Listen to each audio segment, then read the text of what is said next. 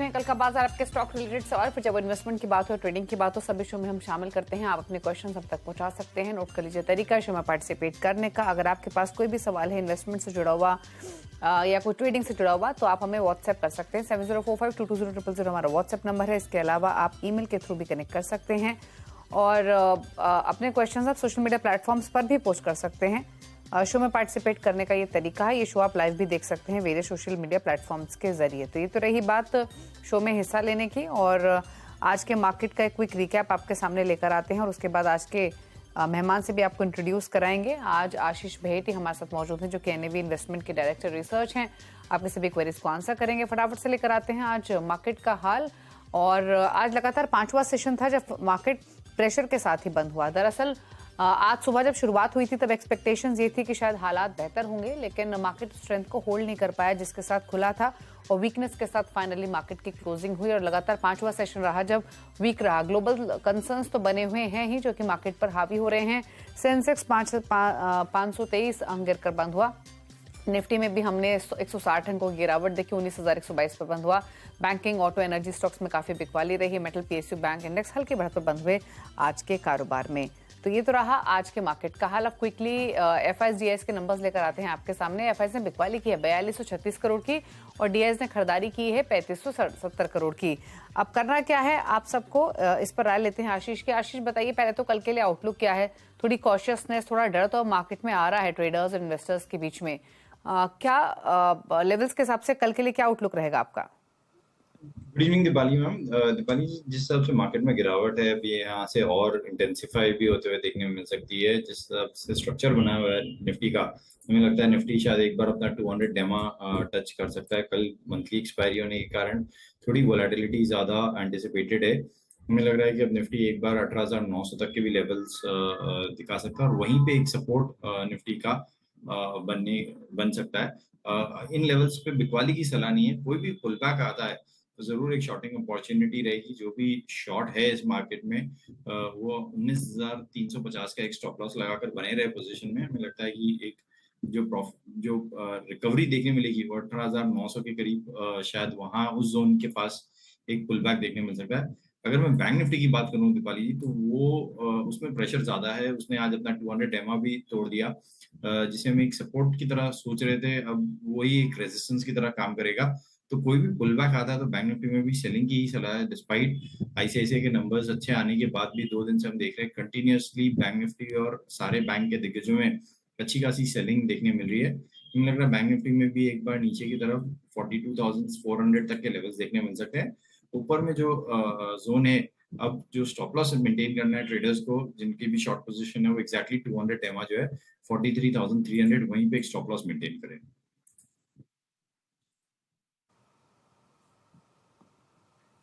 Okay चलिए, तो ये सजेशन रहा आपके लिए इंडेक्स वाइज। अब बिना देरी के क्वेश्चन को करते हैं शामिल। विनय पहले कॉलर हमारे साथ कनेक्टेड है सवाल पूछने के लिए। विनय नमस्कार, बताइए क्या सवाल है आपका? नमस्कार मैम, मेरा क्वेश्चन कई स्टॉक्स के ऊपर है। First is IFCI 1000 shares at the average of 34.10। Next one is Bharat gas limited 90 shares at average of 186। Next one is Zomato 1000 shares at 90.50। मैं आपके दो क्वेश्चंस ले लेती हूँ कोई विनय। एक तो आईएफसीआई में 34 रुपए की बाइंग बताई आपने, और भारत गैस और बता दीजिए आपके किस लेवल की बाइंग है? मैम दो क्वेश्चंस में मैं ऑल्टर करना चाहूंगा। आईएफसीआई हो गया 1000 शेयर 34.10 पे, और एक थे आईओसी, आज मैंने परचेज किया था 200 शेयर 89 पे। ओके 89 पे आईओसी। अब ये आपके सब इन्वेस्टमेंट्स हैं आईओसी स्पेशली जो आपने आज ही खरीदा है? हाँ जी, वो आज मैंने लिया था, पोजिशनल हो गया लेकिन एक्चुअली वो, तो उस पर थोड़ा कंसर्न हो गया। ओके ठीक है, क्या सजेशन रहेगा इनके लिए? आईओसी तो ट्रेडिंग के लिए लिया था लेकिन होल्ड करना पड़ गया इनको, नुकसान हो रहा था क्योंकि। अब क्या करेंगे इस होल्डिंग में? प्लस आईएफसीआई 34 रुपए की बाइंग है, ये इन्वेस्टमेंट है जी। आईएफसीआई की अगर मैं बात करूं तो दीपाली जी देखिए, स्टॉक नीचे से काफी अच्छा चल गया है, बट जिन लेवल से मूव किया है वो 11 और 12 रुपए के लेवल से मूव किया, और ऊपर में अब वापस 25 का जो एक जोन था जहाँ पे एक रेजिस्टेंस था, वहीं पे ये जाकर वहीं से गिरावट देखने मिली है। हमें लग रहा है कि जिस हिसाब से mid cap and small cap में सेलिंग है, इसमें सेलिंग और बढ़ सकती है। तो एक स्टॉप लॉस ये अब अपने पोजीशन पे स्ट्रिक्टली मेंटेन करे, 20 रुपए का एक स्ट्रिक्टली ऐसे मेंटेन करे। अगर 20 रुपया टूटता है तो उसमें शायद 15 रुपए तक के भी लेवल्स देखने मिल सकते हैं। तो 20 रुपए का स्टॉप लॉस लगाकर बने रहने की पोजीशन में सलाह है। कोई भी पुल बैक आता है तो एक बार एग्जिट कर ले IFCI से। आईओसी की अगर मैं बात करूं तो आईओसी एक अहम सपोर्ट जोन पर है। इन्हीं लेवल्स जो 87 का जो जोन है, वहीं से इसने पहले भी बाउंस बैक दिया है 2 बार। हमें लग रहा है कि जिस हिसाब से क्रूड गिरा है, क्रूड में मतलब नरमी आई है, ये आईओसी और सारे ऑयल मार्केटिंग कंपनीज के लिए पॉजिटिव रहेगा। तो एक यहाँ से सपोर्ट जोन देखकर एक पुल बैक वापस देखने मिल सकता है, और इनके भाव के ऊपर शायद 1 या 2 सेशन में ही वापस आईओसी जाता हुआ देखने मिल सकता है। तो आईओसी को भी होल्ड करने की सलाह है। जो इन्हें स्टॉप लॉस मेंटेन करना है आईओसी के पोजीशन में, वो 8650 का एक एसएल मेंटेन करे। ओके, चलिए, तो ये सजेशन दोनों ही होल्डिंग्स पर। बात करेंगे अगले कॉलर से। अनीश हैं हमारे साथ पुणे से। अनीश नमस्कार, बताइए क्या सवाल है आपका? जी गुड इवनिंग। मेरे 2 स्टॉक्स है जिनके बारे में मैं जानना चाह रहा था। एक तो है पॉलीकैब, जो मैंने 5,360 रुपए 12 शेयर लिए हुए ट्रेडिंग पर्पज से लिया था। और दूसरा स्टॉक है GSFC, जो 163.50 के मैंने 300 शेयर्स लिए हैं। वो मैंने तकरीबन 3 महीने पहले लिए थे। अभी मैं जानना चाह रहा हूँ कि मुझे उसको एग्जिट करना चाहिए या नहीं। GSFC किस बाइंग, क्या लेवल बताया आपने GSFC का? 163.50 पर मैंने खरीदा है 300 शेयर्स। ओके, और दोनों में व्यू क्या है आपका नियर टर्म? GSFC में एग्जिट करना चाह रहा हूँ, लेकिन देखना चाह रहा हूँ कि अगर वो 200 प्लस या 215 235 प्लस अगर जाता है तो मैं थोड़ा सा वेट करने के लिए तैयार हूँ। पॉलीकैब में जो है मैं चाह रहा हूँ कि एग्जिट कर जाऊँ, लेकिन थोड़ा और ज्यादा नुकसान है मुझे 200 रुपए प्लस का। इसलिए चाह रहा हूँ कि उस पर कुछ सजेशन मिल जाए तो बेहतर है, एग्जिट करना चाहिए या होल्ड करना चाहिए। क्या करें ये दोनों स्टॉक्स में? पॉलीकैब 5360 की बाइंग, GSFC 163।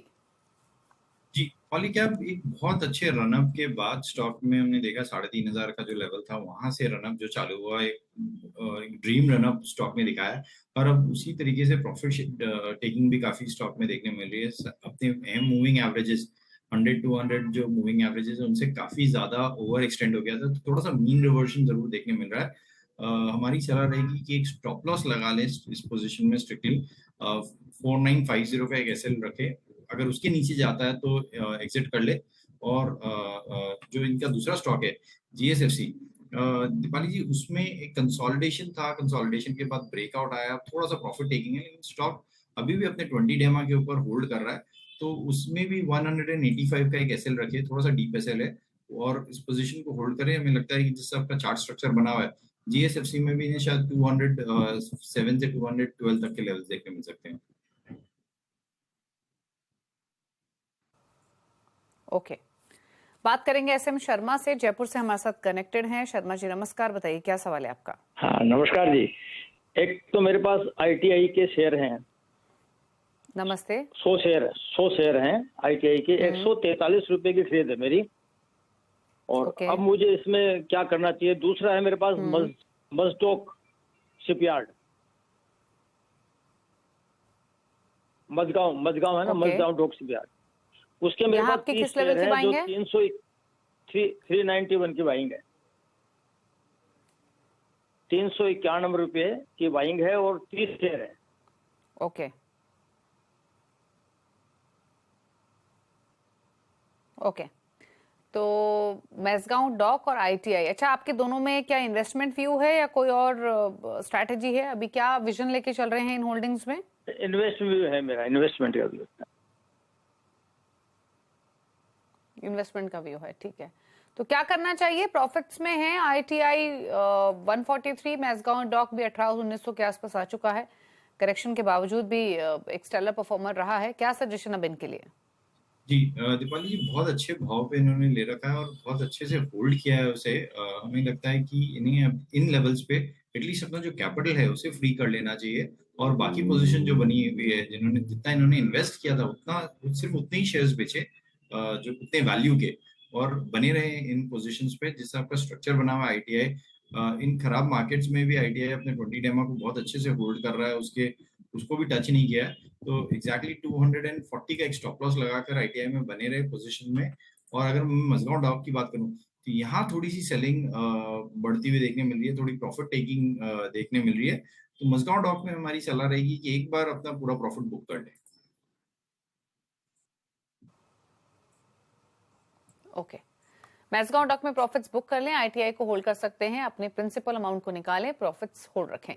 अगले कॉलर हैं माहिर अब्बास दिल्ली से हमारे साथ। माहिर नमस्कार, बताइए क्या सवाल है आपका? Actually I am holding Jamuna auto shares of 850, जो प्राइस है मेरा 118 का है, तो शुड आई कंटिन्यू और should I sell it out?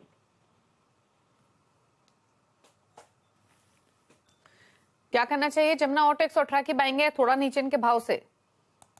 Deepali जी, अभी जैसे मिड कैप में कंटिन्यूस सेलिंग चल रही है, जमुना ऑटो में भी बहुत हमने देखा प्रॉफिट टेकिंग कंटिन्यूसली है। स्टॉक ने आज अपना अहम जो जोन है 200 डेमा वो तोड़ता हुआ देखने मिला है। और यहाँ से जिस आपका स्ट्रक्चर बना हुआ है, मुझे लगता है कि शायद स्लिप होकर 101 तक के भी लेवल्स दिखा सकता है। तो हमारी सलाह रहेगी इसमें से एक बार एग्जिट कर लें।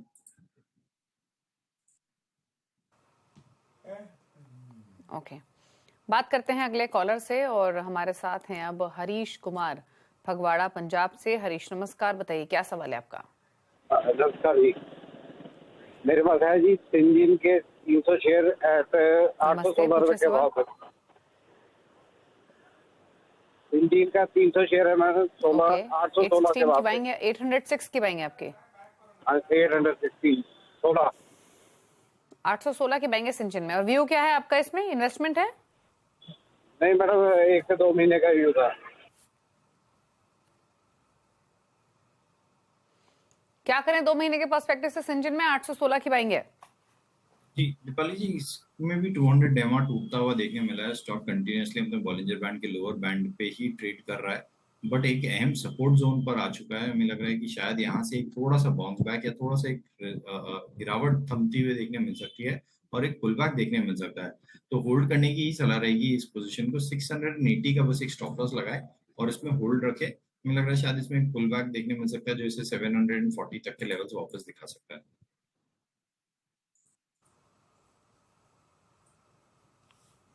ओके, बात करेंगे अविनाश से, हमारे साथ कनेक्टेड है वाराणसी से। अविनाश नमस्कार, बताइए क्या सवाल है आपका? नमस्ते मैम, हमारे शेयर हैं 86 शेयर। नमस्ते, पूछिए सवाल। 405 पे जी। ओके, और आपका व्यू क्या है इस पोजीशन में?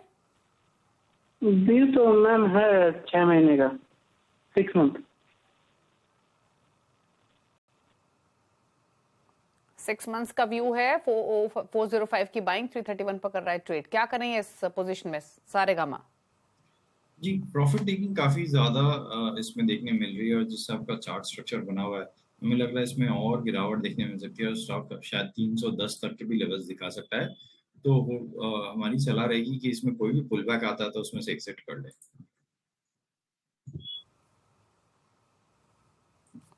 पुल बैक पर एग्जिट करने की सलाह है। भूपेंद्र हैं मालेगांव नासिक से। भूपेंद्र नमस्कार, बताइए क्या सवाल है आपका?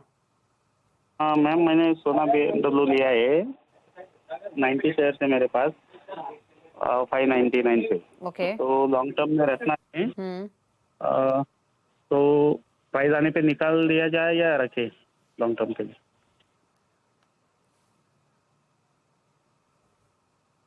पूछ लेते हैं क्या सजेशन रहेगा।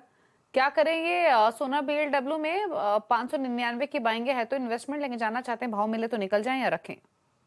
जी, स्टॉक तो अपने फॉलिंग चैनल पे ही ट्रेड कर रहा है और कंटिन्यूसली इसमें गिरावट देखने मिल रही है, लेकिन एक अहम सपोर्ट पर वापस आ चुका है और जिस हिसाब से 500 के जो जोन है वहां से बाउंस बैक देखने मिला था ऑलमोस्ट मई एंड जून में। आज भी अगर आप देखेंगे तो रिकवरी उन्हीं लेवल्स पे देखने मिली है। स्टॉक जरूर इंट्राडे में स्लिप हो गया था 500 के नीचे, लेकिन एक अच्छी रिकवरी और एक अच्छा वापस बाइंग देखने मिला है। हमारी सलाह है कि इसमें बने रहे स्टॉक में। जो इन्हें स्टॉप लॉस मेंटेन करना है 490 का कैसे मेंटेन करे और होल्ड करे इस पोजीशन को।